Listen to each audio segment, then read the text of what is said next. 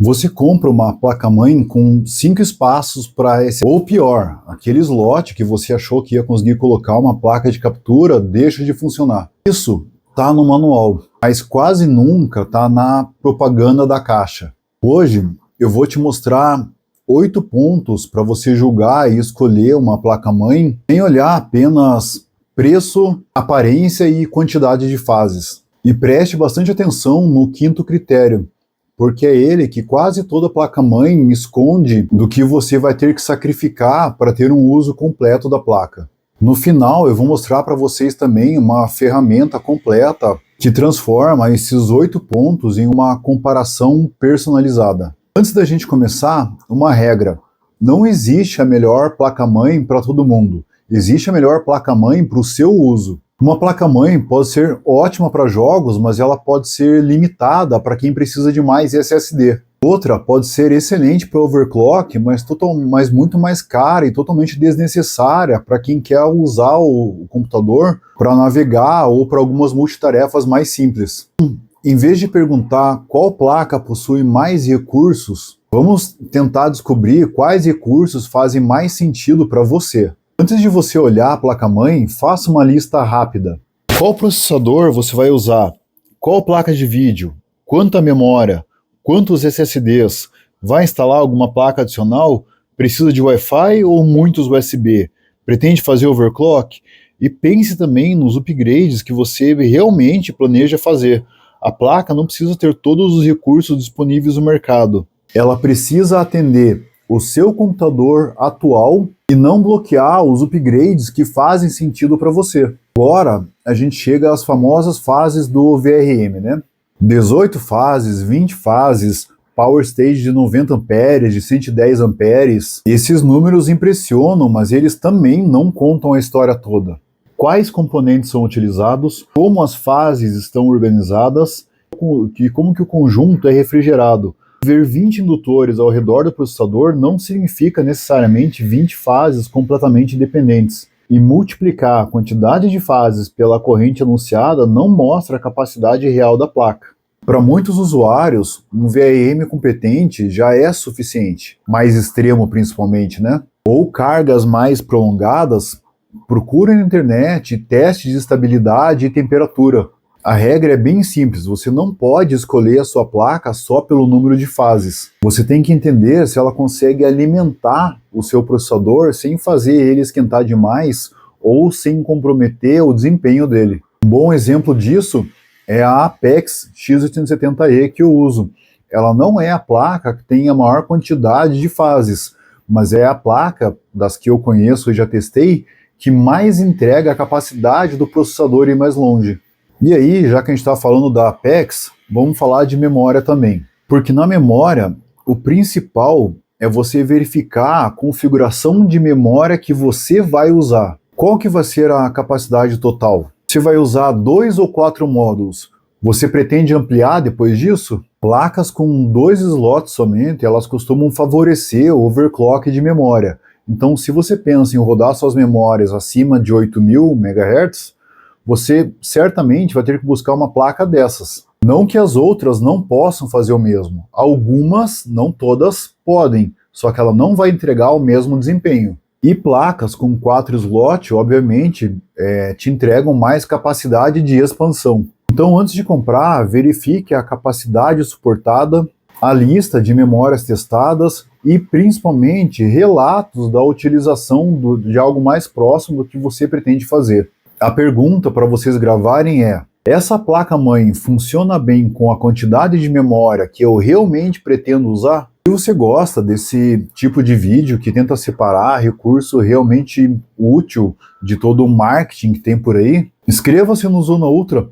Essa é justamente a proposta do canal: ajudar você a entender o hardware antes de gastar dinheiro. Slots PCI Express. Uma placa pode ter 3 slots grandes e parecer extremamente expansível, mas um slot de tamanho X16 pode funcionar eletricamente em X8, X4 ou até X1.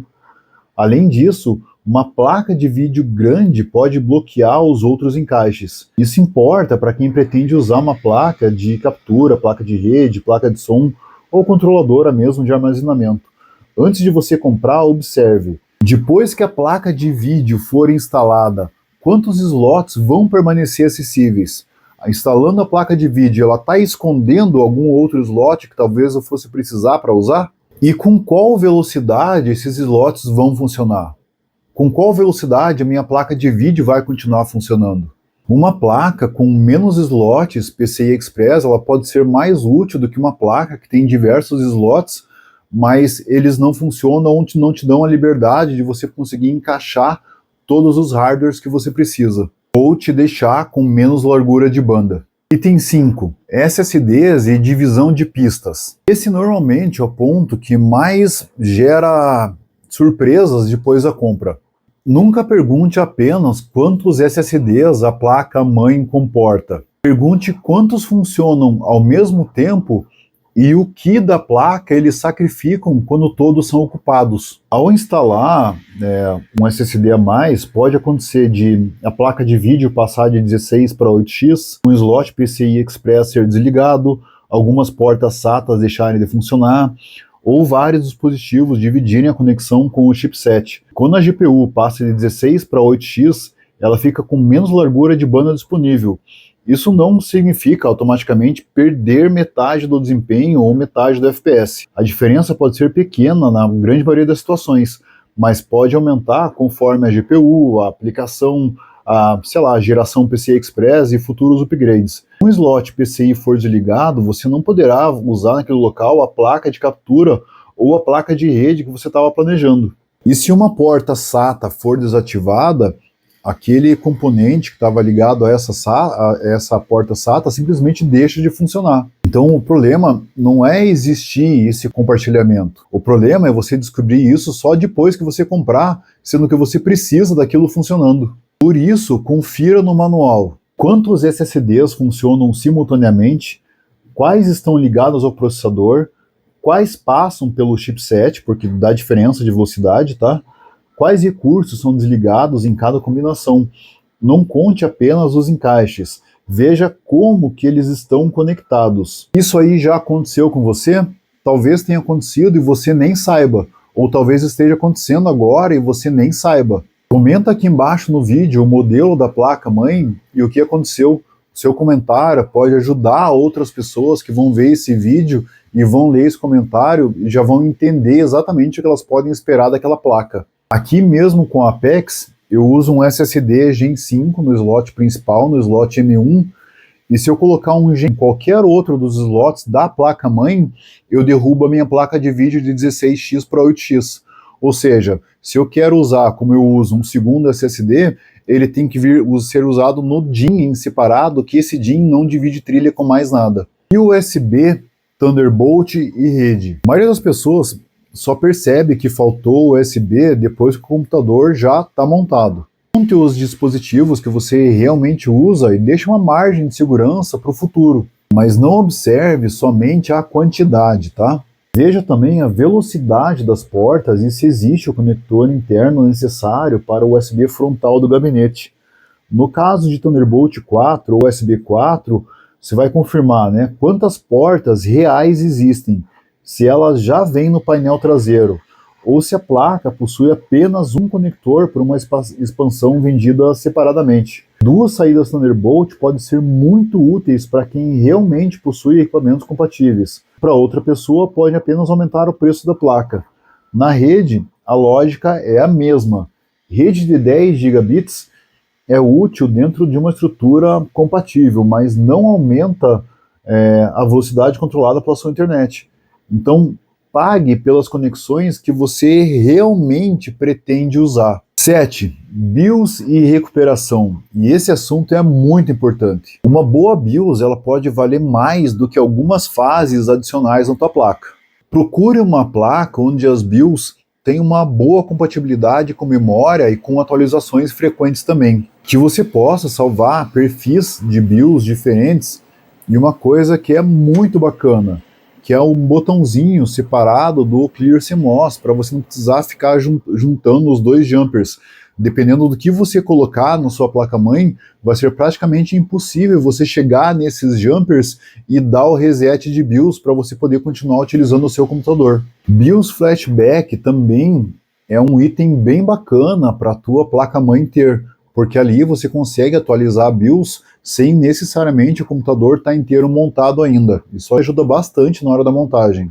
Uma outra coisa que eu acho que vale muito a pena você olhar são os recursos de diagnóstico da placa-mãe. A grande maioria das placas, ela tem só aquelas luzinhas básicas, né? A luzinha amarela da memória RAM, a luzinha branca. Isso aí torna um pouco mais difícil você saber, ainda mais se você está mexendo na BIOS, aonde que está dando a falha que não está dando post. Outras placas, como a PEX, como a ROG Crosshair, entre outras, vem com um indicador de código de onde que está falhando a BIOS, em que ponto que a BIOS está. Isso daí é muito útil, principalmente quando você está overclockando o teu sistema. Para overclock, recursos como o SafeBoot, Dual BIOS, Retry também fazem bastante diferença e ajudam bastante no dia a dia. Uma placa pode ter excelentes componentes, mas uma BIOS deficitária, definitivamente, ela acaba com a tua utilização dessa placa que deveria ser muito top. E aí a gente chega no item 8, né? Qualidade física e refrigeração. Esse último critério é a construção em si da placa. Eu não estou falando de RGB e de telinha, tá? Eu estou falando da rigidez do PCB, qualidade dos conectores, dissipadores, thermal pads, slots reforçados e facilidade de manutenção. Um dissipador enorme não é automaticamente eficiente. Ele precisa ter bom contato com os componentes e conseguir trocar calor. Observe também detalhes simples, tá? A bateria ela continuará acessível depois que você instalar a GPU. É fácil tirar o dissipador do SSD. A placa flexiona com uma GPU pesada, isso é muito importante. Os thermal pads cobrem corretamente os componentes. Esses detalhes, eles não aumentam o FPS, mas eles afetam montagem, temperatura, durabilidade e manutenção da placa. Analisar tudo isso manualmente pode dar um bom trabalho. Por isso, eu transformei esses critérios e vários outros que eu uso para escolher placa-mãe em uma ferramenta usável para ajudar vocês a escolher quando vocês estiverem entre dúvidas de qual placa comprar. Nele, você vai conseguir carregar até 3 placas por vez e ele vai te dar um diagnóstico completo, comparando os slots, simetria, se tiver informação de capacitor, comparando os capacitores também, memória, VRM, slots, USB, Thunderbolt, tudo. E aí, da forma como eu preparei para ele funcionar para vocês, você vai poder comparar 3 placas que você já está com dúvida entre qual comprar, ou simplesmente utilizar ele para pesquisar uma placa nova dentro do que você precisa para a tua utilização. Usando a ferramenta, no comecinho, ele vai te fazer algumas perguntas para entender se você vai querer a placa se você é um arquiteto, se você trabalha com algo que você precise de muita informação retida no computador, com edição de vídeo, se você quer para jogar ou se você quer para overclock. Ele vai direcionar as melhores placas e te dar a resposta baseado no que você precisa para o seu uso. Só tem uma limitação, né? O que não é informado, não tem como eu passar para vocês. Os fabricantes, eles não divulgam todos os detalhes das placas. Então, como que o comparador lida com isso, né? Ele separa 4 tipos de informações. O que já foi confirmado pelo fabricante, o que foi identificado em uma análise técnica, o que foi realmente medido e o que não foi encontrado. Aquilo que não foi encontrado não vai ser inventado, né? Senão perderia a função. Um dado ausente também não vai dar automaticamente uma nota ruim para a placa. Ele apenas reduz a confiança daquela parte da avaliação.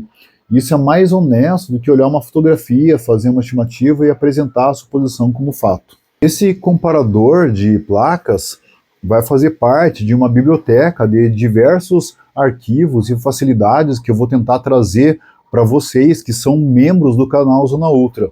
Quem quiser acessar ou pegar o computador ou está pensando em comprar alguma placa, já pode pegar, consultar ele. Eu tenho certeza que dos quase 100 itens que eu coloquei para ele avaliar, ele vai te entregar uma resposta muito precisa e vai tirar todas as suas dúvidas sobre qual placa é melhor para você comprar. E aí, se você não é membro, cara, se torna membro. Ajuda o canal a continuar fazendo esse tipo de vídeo, a continuar fazendo comparativos, principalmente porque eu quero realmente começar a comprar, principalmente hardwares um pouco mais baratos, para testar e mostrar para vocês aqui o que realmente funciona.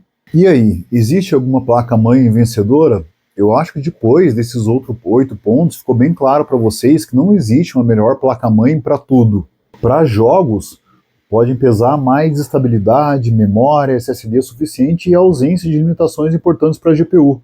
Para overclock, ganha peso o VRM, a BIOS, o layout da memória, né? E os recursos de recuperação. Para produtividade e expansão, pode importar bem mais a quantidade real de SSDs, distribuição das pistas, USB 4, Thunderbolt e rede. A placa mais cara pode ser a mais completa, só que isso não significa que seja a melhor compra para você.